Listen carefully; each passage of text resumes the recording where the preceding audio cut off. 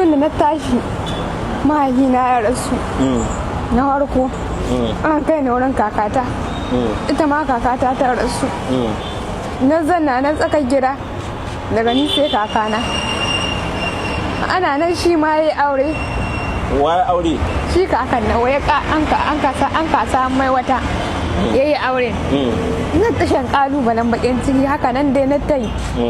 Yana nan shi ma ya taho ya rasu duk ban yi auren ba. An ka wanda na tsakar gida. Wata na kusan wata na guda ban ma wata ba. Sun ga fara kawo matsalar sun gane lahiya nan. Sun kawo matsalar sai ya rabu da ni. Sun kai garan da garan.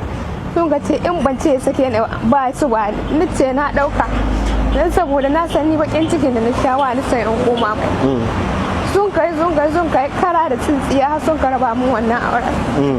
Ina so ne na lahiya lau nake daga ni sai shi sai diyan da inna su ta hita tana can ta yi aure ba rasa ciwo ba rasa ciya ba ko ni ina da shi babu ɗaya abban da shi sun wasu kwana na biyu gidan ba wurin ina ta nake ba. Yanzu a nan wurin da ni ganki kina zaune a wurin me kika yi a nan wurin? Nan ne wurin ya ka ta kwanci ya ka in na gama abun na ka in in kwanta nan wurin nan ki kwana na kwanta nan wurin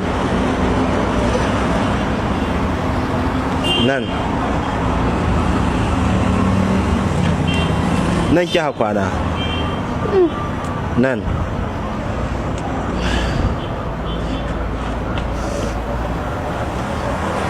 hannunki nan ma an ga ya warke lahani. Ma an ga ya warke ita ma ga ta warke. Lokacin kina tare da mijinki? Ina tare shi ruwa zuba da na aza kawata ruwan da za su zuba sai sun kusa nawa kuma duk ya shahi yaman wanki yaman komi. Shi mijin naki. To kenan yanzu bayan rabar ku da mijinki ne da an kasa dole sai ya sake ki. Shi yasa kin ka ƙara shiga cikin wanga munan halin. Duk ba abin da ya shiga da ni wanga ne irin haka da sun kame ne. Lalle na in na gama abun na kamar yace ya in yau in zanna nan wurin mai sahara in dare yayi sun ka tashi mu da kowa yayi wurin kwana to in kwanta. Yanzu nan ga lalle na in na gama abun na kamar yace ya in yau in zanna nan wurin mai sahara in dare yayi sun ka tashi mu da kowa yayi wurin kwana to in kwanta. Yanzu nan ga hili nan ko kwana ga hili. Komi sai komi mi haka muka kwanci.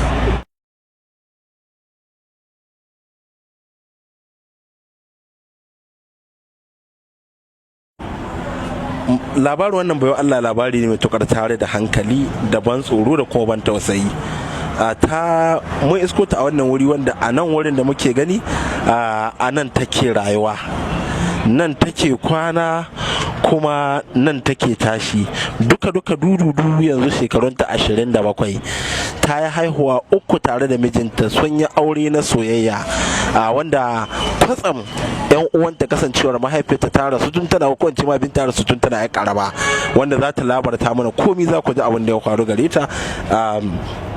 Ta zo ta fuskanci kalubale na mijin da ta aura tana matukar so ne yana son ta, duk da ganin lura da Allah ya jarabce ta da ita bai sa ya sake ta ba ko kuma kila ya kasa a goya na kula da ita ba, yasa ta baro kauran na moda tunda babu mai kula da ita. Ta zo nan a garin Gusau a wannan wuri a nan hilan Allah ta'ala nan take kwana, in sa ta waye ta hita ta je bara abincin da ta ci, wanda kullun za ku ganta za ka tana matukar kuka. Ga da cikakke hirar da mun kai da ita da kuma irin yanayin da take ciki, wanda ya kamata a ce dukkanin al'ummar mu su shigo cikin lamarin wannan bayo Allah domin taimakonta. Misai bane. Shekarun ki nawa? 27. To ga ki na ganki a wannan wuri, me kika yi a nan wurin? Me kika yi a nan wurin? Abin da ya kawo ni asalin dai abin da ya kawo ni bakin ciki ne ka ni na ruwata na faru masu gari na faru masu gari na yi nesa gare su na yi zabina. Bakin ciki kamar ya? Bakin cikin da annan